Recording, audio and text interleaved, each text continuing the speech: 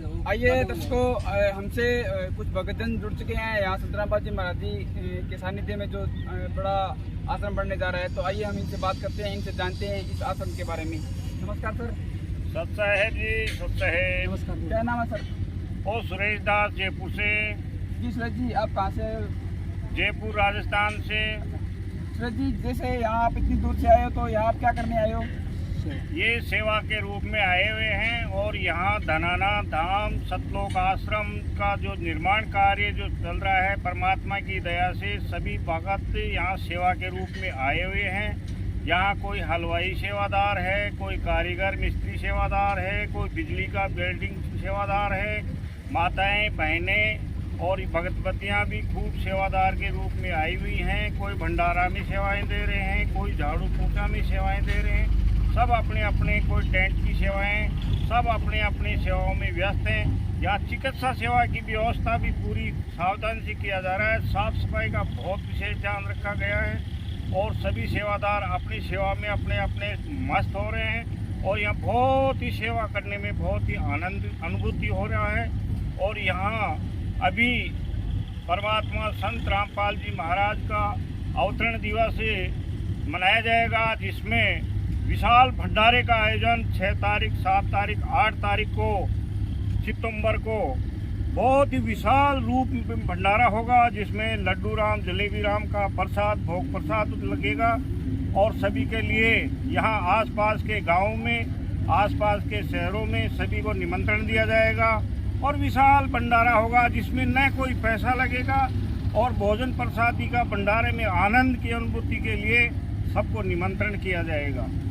और यहाँ जो सेवा का रूप जो बनाया हुआ है, इसके लिए यहाँ आश्रम में बसें भी लगी हुई हैं, टेम्पू भी लगे हुए हैं। जो भी भक्त आत्माएं बाहर से सेवा के रूप में आ रहे हैं, जो रेलवे स्टेशन से चाहे बस स्टैंड से, उनके लिए आवागमन के लिए सेवा के रूप में बसों का यहाँ सुविधाएं की गई हैं।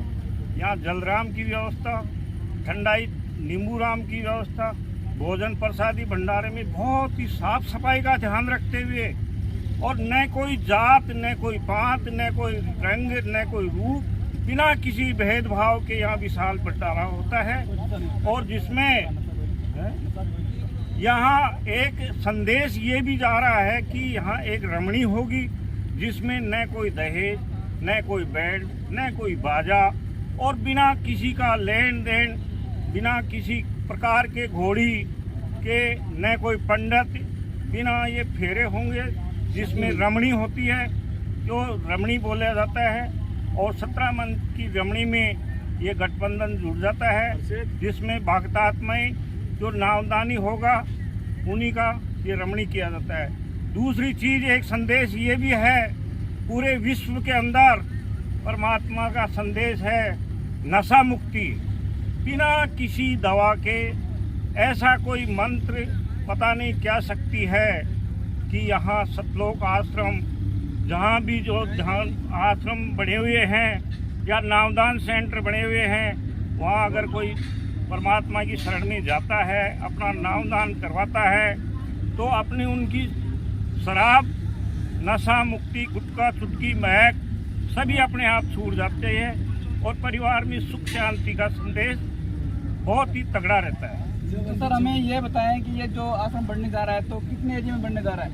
ये आश्रम में धनाना धाम सतलोक आश्रम का जो निर्माण हो रहा है, यहाँ कम से कम हमारे राजस्थान में तो कच्ची बीघा के नाम से भी बोलते हैं, लेकिन यहाँ 100 बीघा पक्की 250 एकड़ के लगभग जमीन है, जिसमें निर्माण किया जा रहा है। और निर्माण कार्य में बहुत ही सेवादार सेवा के रूप में लगे हुए हैं। कौन कहाँ से आ रहा है सामान, कौन कहाँ लगा रहा है, बंदी छोड़ परमात्मा सबका मालिक एक है। यही शक्ति है और यही हमारी भक्ति है।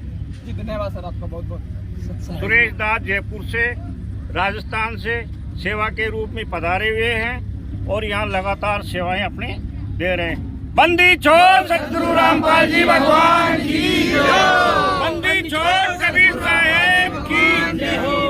वेदों में प्रमाण है, कबीर साहेब भगवान है, वेदों में प्रमाण है, कबीर साहेब भगवान है।